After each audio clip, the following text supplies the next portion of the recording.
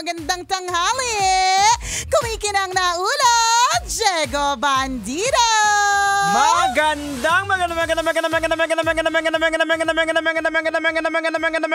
Magandang tanghali. Kumikinang ina. Di ko liala anong nangyari. Nawawala na naman? Hindi na naman gumagana. Doorbell. May mahina na naman ang connection. Alam mo, natatandaan ko nung araw. Ayan na naman tayo sa nung araw. Yung headset ko po lusong connection. Buti na lang talaga sanay tayo. Kasi kinalakihan natin yung mga ganitong klaseng earphones eh. Sa tingin ko yung connection dito po yan. Ayun, oo. Natamaan tuloy ako ng sarili kong cord. Maluwag siya. Ayaw ng friend ko ng maluwag. Gusto niya masikip, makipot, at ano. Alanganin. Parang hindi nakakaganda yung ano mo ngayon. Yung earphones ko today. Isa na nga lang yung tumutunog. Hindi pa gumana. Tapos may electrical tape pa. Buti na lang talaga. Sanay ako sa ano tayo, nabuhay tayo nung araw. Sanay tayo na kapag hindi gumagana yung, ayan, ang sarap. Nakakarinig na ako. Thank you, Lord. Thank you, Lord. Nakakarinig na ako. Dito mo talaga ma-appreciate ang lahat ng senses mo kapag ka biglang nawala. Oo. Diba? Yung kapag ka may sipon ka tapos hindi ka makalasa ng pagkain, tapos bigla ka nakalasa ng pagkain. Thank you, Lord. Nalalasahan ko na yung pansit. Nalalasahan ko na kung panis, diba? So anyway, sorry. Pasensya na po kasi alam nyo sa trabaho namin, kailangan po namin ng headset. Correct. Pag hindi po siya gumagana, nagpapanik po kami. So as I was saying, buti na lang nasanay tayo nung araw na kapag ka may problema po yung earphones, bali-bali lang ng mga wire. Diba gumagana na siya? Oo nga. Babaliin mo yung wire. Bali-bali ng wire para malaman mo. Diba? Yun yung basic na ginagawa ko kanina. Ayaw tumunog. Teka, bali-baliin ko yung wire. Tapos meron ako na naririnig ng isa-isa. Ngayon kasi ano na kayo, Bluetooth. Yan, wireless na. Sa bagay, pag sinabing wireless, so pwede ka na rin palang mag-wireless dyan. Pwede. Why not? Pwede rin ng wireless. Hindi, diba? naalala ko lang dati dahil mahilig ka dati kolekta ng mga headphones. Kasi nasunog ba lahat Nasunog sila lahat. Actually, merong kasi nung nasunog yung stasyon namin, ang opisina ko po kasi ay pangalawa pong bahay. Naming lahat actually. Correct. Diba? So madami po dito nung nasunog. Nataranta kasi meron silang titulo ng bahay nila dito. May mga ganon. So ako, yung collection ko po ng headphones ay nasa office kasi anin ko naman sa bahay ang headphones. Correct. Hindi mo naman magagamit doon. Hindi mo naman gagamitin yun. Tsaka alam mo pa parang yan, dancer. Kung alam mo, ang trabaho mo ay dancer. Hindi naman pagdating ng bahay, nagsisplit ka pa rin dyan. So ako, yung mga gamit na pang-opisina, iniiwan ko. Ayun, nung nasunog. Kasama sila. Actually, may mga patenga-tenga ka pa. Correct, may mga patenga. Tapos may gumagana naman doon sa mga nasunog. May mga gumana. Pero, may amoy. Di ba? Smoke ka na yan. Smoke headphones. Parang laging may grill, tiempo. Ganon. Alam mo, natanda ko. Ewan ko kung balita mo tong kwento to nung nagkaroon ng, di ba, nagkaroon tayo ng sunog. Tapos nung pwede nang pasukin tong station, parang kailangan lang tingnan mo kung alin sa mga gamit yung pwede mo pang ma-pull out. So, nung safe na, pumunta na ako sa opisina, tapos sinamahan ako ng Bureau of Fire. Lahat ng mga pwede. Tapos, yung mga pwede pang masalba, katulad niya, may mga headphones pa ako na nasalba. Yun nga lang may amoy, hindi mo siya magagamit. Yung magkaka-cancer kayo. Yung magagamit mo siya pero second-hand smoker ka. Ganon. So, may mga nakuha akong ganon. Pero mga hindi na sila magamit talaga. Diba? Pero merong natira, Jegs. Nakakahiyaman ito. Pero ito yung natira. Anim. Anim.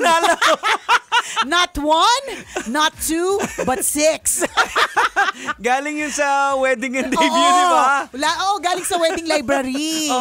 So yung alam na this, 6 na iba't ibang hugis, iba't iba ng laki, pero lahat sila kulay pink. Di ba napakahilig ko sa color pink? Walang maniwala na hindi akin, Diego. Grabe. Mga dildo po yun. Teka, Liala, bakit may ganun ka sa opisina mo? Not 1, but 6. Iba't ibang uri. Merong debaterya, merong decharge ng USB, merong manual. Kasi nga, again, as I said, lahat po ng mga gamit na pang-opisina nandun. Hindi po siya ginagamit sa opisina. Kaya lang kasi may partnership kasi kami noon with the wedding library. At syempre, di ba kapag ka-weddings, kasama din doon yung mga naughty toys, yung mga ganun. So kaya po ako may ganun. Kasi stock namin yun para just in case merong pa-games na nangangailangan ng ganun. Pwede po namin ibigay as pa-premyo. Nakakahiya. As in, lahat sila parang sinulat nila, kunyari sa HR department, laptop o kaya office supplies. Akin talaga, 6 na vibrator. Nakakaloka! Tas pink na pink. Alam mo yun? Pero in fairness, ang tibay. Hindi nasunog. Nakaka-lurky. Color pink pa rin siya. Color pink. Oo, pink na pink. Kung gaano siya katingkad, kung gaano katingkad yung mga sofa ko. So ibig sabihin na yung parang, kay Nicole yan eh. Kawan, ginagamit mo sa office Nakakaloka talaga. Madami talaga nakakahiyang bagay sa mundo. Pero eto, tanongin kita.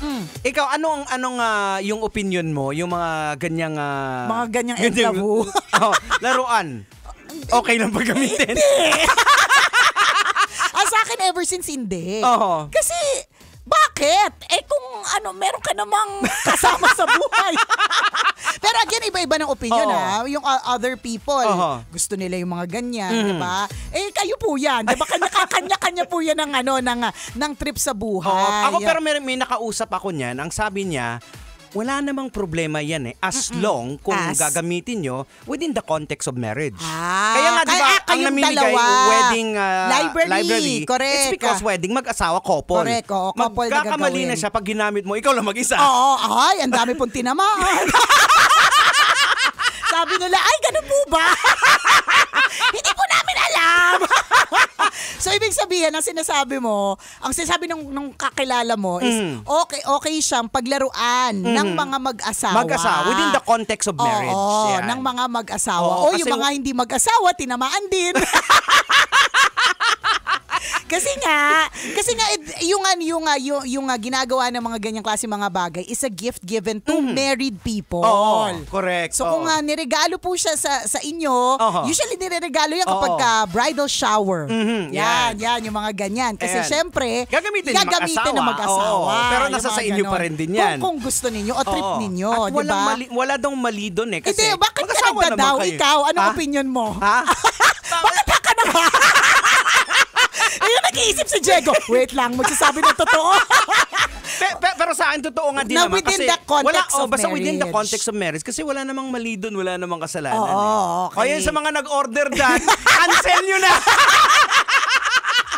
Cancel order. Alam mo, nakakahiya yun. Pag alam mo, nag-order ka kunyari online, di ba nakasulat yun? Tama ba kung ano yung in-order? Di ba? Parang dadating yung Shopee. Hello po ma'am, nandito na po yung dildo nyo.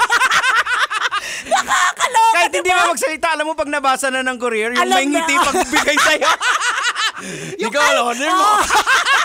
Yung kahit ayaw mo siyang i-judge mo siya. Nakakaloka.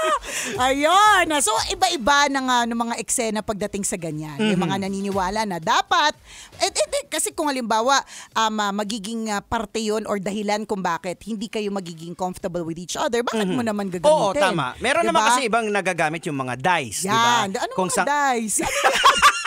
Diba, pinamimigay sa atin yung dice pagugulungin, tapos kung saan ka hahalik, ayan, parang gano'n. Akala ko, hindi ko alam yung dice. Ano gagawin sa dice? Saan pagugulungin? Ang iniisip ko kasi pinapasok. Ang dumi kasi ng utak mo. Kasi parang, dice? Saan nilalagay yun? Iniisip ko kasi may paglalagyan ng... Kasi, nandun tayo sa topic na isa eh. So, pinapasok kasi. So, yung dice, playful. Playful sa madaling salita. Alam mo, meron akong friend. Yan yung parang major issue niya sa asawa niya. Sabi niya talagang, gawin mo na lahat ng mga iba't ibang klase ng kasalanan. Wag lang yung maghahanap ka sa ibang babae. At which is, kahit hindi naman sabihin, dapat yun naman talaga. Diba? Hindi na kailangan sabihin. Pero siya, parang klinaro niya talaga.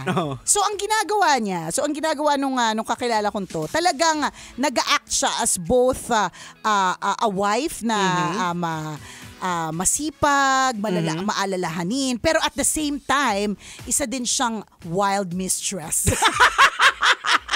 Promise may pole sila sa bahay. Totoo nga.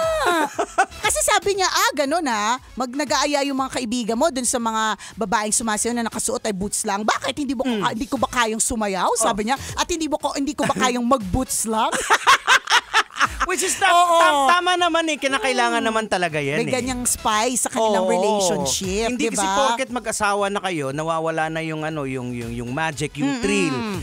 Dapat sorpresahin nyo rin minsan-minsan. Correct. Kasi, at saka depende yan. Kaya alam mo, meron kaming tambalanisa dati. Promise, nakakaloka talaga to. Kasi, na siya, 60 plus. Tapos may jowa siyang bata. Okay, kinikwento niya. Kinikwento nitong 60 plus na ito, na na talagang, as in, bongga-bongga daw. Sabi ko talaga. Talaga? At 60 plus? So, ibig sabihin, kailangan maging open kayo sa isa't isa tungkol dyan sa bagay niyan. Kesa naman, tama nga yung kaibigan ko kesa naman, hahanapin niya sa iba. Correct. Diba? At ayaw natin yun. Tama, diba? tama. So, kailangan maging open sa mga whatever. Yes. Diba? Wala kami pag-promote Hindi namin pinopromote yung mga laruan. Walang gano'n. Wala kami ganong endorsement. Ang sinasabi lang natin, within the context of marriage, tama. kung yun ang, kasi may mga iba na, Jegs, na yun ang love language Yeah, oo. Diba? Touch. Yun talaga at hindi natin masisisi kung yun, ganun siya diba? O tapos hindi mo ba siya papasayahin? Oo. Kailangan happy din siya dun sa aspect halimbawa, na yun. Nag-demand yung misis mo na, Ng gusto ko ng battery.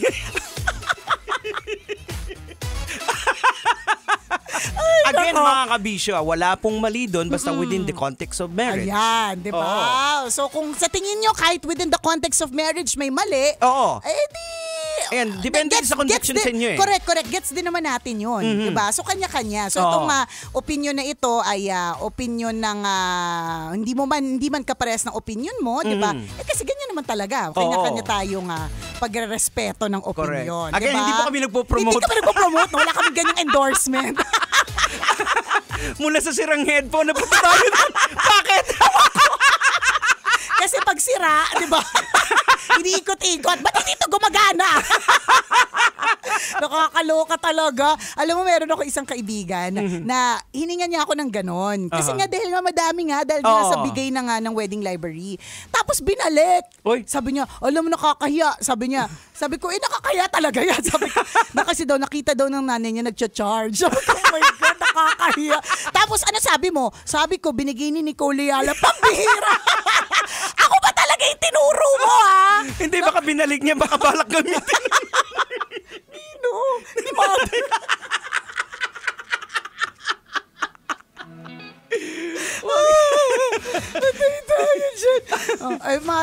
No judgment kay mother. O, diba? Paano naman yung mga mothers? Nawala ng mga fathers. Paano, Jegs? Mali pa din daw ba? Tanong ni nanay ngayon. May nag-text. Paano daw kung byuda na?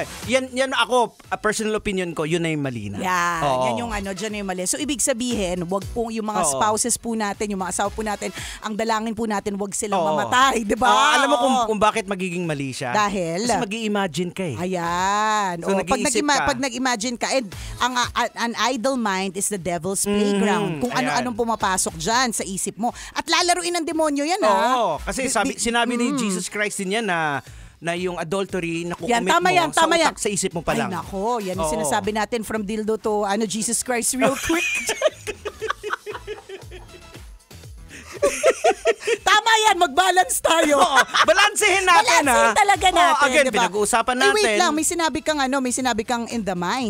Adultery mo pa lang. In the mind. Nagkukumit ka na, halimbawa, may dumaang babae. Ayan. Pinagnasaan ko si nagkakasala na ako. Ayan, nako yung mga mister.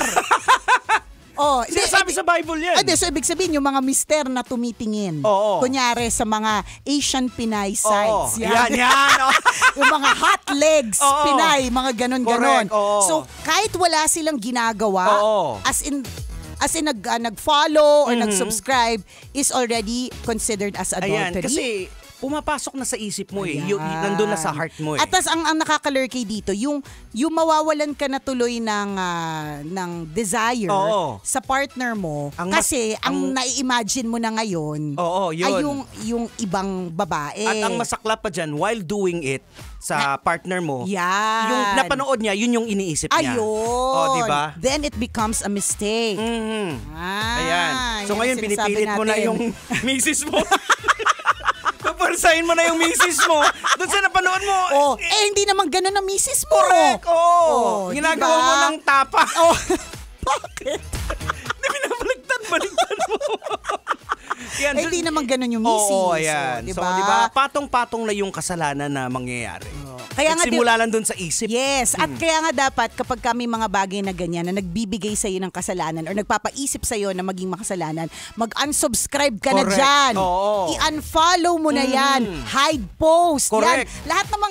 Lahat ng mga hindi dapat, wag mo nang i-entertain. Alam niyo yun yung pornography, yun yung pinakamahirap talaga na kasi even mga pare, mga pastor, marami pong nahuhulog dyan talaga. Kasi siya easily accessible Correct. Lalo ngayon. Kaya kailangan maging careful po tayo. Ayan. Tsaka sabi ko nga sa'yo, hindi na siya in the form of actual na napapanood Minsan nababasa, napapakinggan. Diba sabi ko nga sa'yo yung podcast na napakinggan na narinig ko na pinakikinggan ng 11-year-old ko na akala ko pampatulog. Nung napakinggan ko, nagising ako. Kasi yung dating niya, parang lullaby-ish. Alam mo yung background yung music. boses. Nakakakalma talaga. Teka, nung pinakikinggan ko, yung content iba na. Teka, ba't parang nagigising ako? Teka, bakit parang may umiinit yung katawan mo? Teka, ba't parang may nagigising sa akin? Diba? And kapag ganun, anong gagawin mo? Hindi mo i-continue. Of course, you will have to unsubscribe to it. Make sure na hindi siya maging accessible kasi hindi mo alam kung paano ito iti-take ng mga taong makakapakinig. Correct. Diba? Or makakapanood. At isa pa sa mga nakakatakot, diba, yung AI. So, pwede ka nang mag-create ng karakter. Correct. Imagine mo yun. May jowa kang AI. Masama daw ba yung jowang AI? Ay, syempre. Kapag halimbawa, hindi ko wala namang asawa. Walang asawa, Kerry lang ba? Tingin ko, pa rin hindi pa rin din siya tama Kasi, dinesign tayo. To have a partner. Nakakapwa natin tao. Ayan. Hindi sa AI. Diba? Naku, kasi ang gawin mo kasi, lumandi ka sa tunay na tao. Mas masarap, promise. Mas masaya, promise. Take it from the based on experience, promise, diba? Ayan, dapat naturalist ka. Oo, dapat. Pero diba, grabe, katindi na talaga ng world. Sobra. Kaya kailangan lagi po extra to the maximum level ang pagdadasal kasi yung mga ganyang klaseng available na mga bagay-bagay. Tsaka yun nga, yung mga binibenta na parang natural lang siya. Correct. My gosh, nakakaloka. Oras natin, 12:39 na. Akong kumikinang na ulo, Diego Bandido. Kasamang kumikinang ina mo na si Nicole Yala. Kailangan pa bang i-memorize yan? Basic! Kailangan pa bang i-memorize yan? Love Radio. Basic!